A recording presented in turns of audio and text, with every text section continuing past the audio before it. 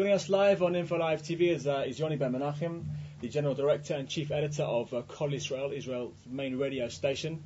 And we're here to talk about security, Yoni. Yes. We're here to talk about security on the eve of Yom HaZikaron, the day when Israeli families mourn their fallen soldiers. Now, we hear a lot about Islamic Jihad. In the last few months, all of the attacks against Israel have been by Islamic Jihad. Hamas have seemed to be quite quiet. Is that true, or is there something underhand we don't know about going on? No, definitely. Publicly, officially, they said that they are committed to the status of, or the state of calming that was announced between Israel and the Palestinian factions. But on the ground, actually, they were encouraging terrorism against Israel through a proxy in Gaza Strip, which is called the Organization of the Popular Committees, headed by Jamal Abu Samadana, that was launching rockets, Qassam missiles towards Israeli targets. And just a few days ago, they also tried, the Hamas tried, through this proxy, to bomb a booby-trapped car in Karni Passage in Gaza. Now, are you saying these Popular Resistance Committees are made up of Hamas members? I don't know if they are the members of these organizations are actually Hamas activists, but definitely they are supported by the Hamas, encouraged by the Hamas, and financed by the Hamas. There's no doubt about it. They might be independent, but the Hamas is taking advantage of them and recruiting them to carry out the attacks so that it will not have the signature of Hamas, but actually they are behind these attacks. Now, several months ago, Dan Chalutz, the IDF Chief of Staff, made quite a radical statement. He said that Israel did not have an answer to the Qassam rockets. Is that still the answer? Is that still the case? The statistics of the IDF, of the Israeli Defense Forces, show a decrease in the launching of the Qassam missiles towards Israeli targets as the result of the IDF activity, which is bombing and targeted killings and artillery towards the Qassam. But definitely, this is not the answer to push to get rid of the Qassam attacks. The only solution, military solution, is to create a security zone in the north of Gaza of a few kilometers that will be pushing the range of the Hamas out of Israeli targets. And this is the only way to do it, is to create a security zone. We heard also about Katyusha rockets. Really, what do we expect in the next few months, next few years, to be the Palestinian ability to attack Israel at really sensitive targets?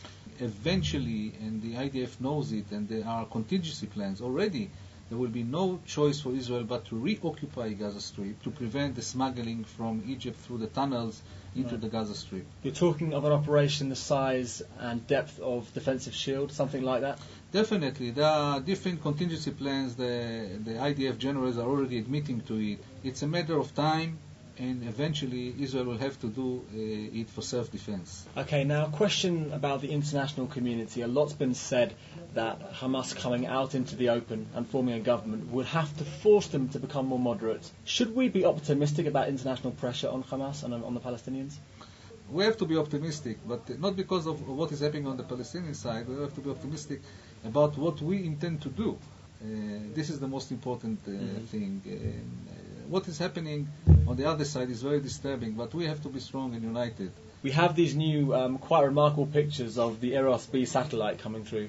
What does that mean for Israel security-wise? The Iranians are spreading the nuclear facilities all over Iran. We're talking about 30 sites where they are dealing with these nuclear where there are nuclear facilities, as far as the spying satellite is concerned, and we can have our own pictures, and we can count on ourselves, and this is a very, very important sign for Independence Day. Does counting on ourselves and does independence mean the independence to strike Iran? Let's say that it's not our problem only.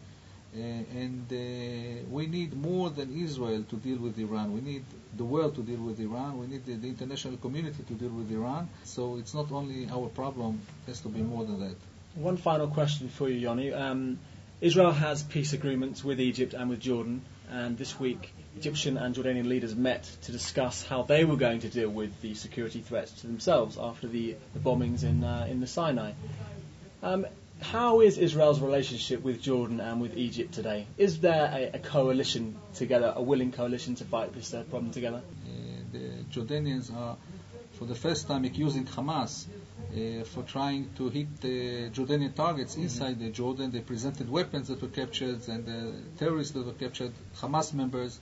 So we see that the Hamas and the radical Islam is not only a danger for Israel, but it's also a danger for the moderate regimes, Arab regimes in this area, especially those regimes who have a peace agreement with Israel. Yoni Ben Menahem, General Director and Chief Editor of Kol Israel, Israel's radio station. Thank you very much for joining us here on Info Live TV for this Erev Yom HaZikaron Israel Security Update. Thank you very much. Thank you.